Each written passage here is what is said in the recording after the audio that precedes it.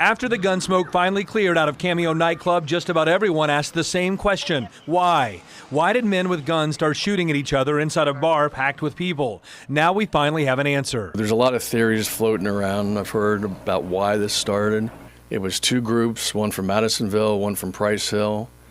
And the Madisonville people had just left a funeral for a friend of theirs. And they were upset that the Price Hill people were there. Prosecutor Joe Dieter says as bad blood escalated at Cameo, Cornell Beckley decided to take matters into his own hands. This particular defendant then got up on a little stage, a riser area, and started shooting his gun. Police say Beckley fired at least 4 shots from a .25 caliber revolver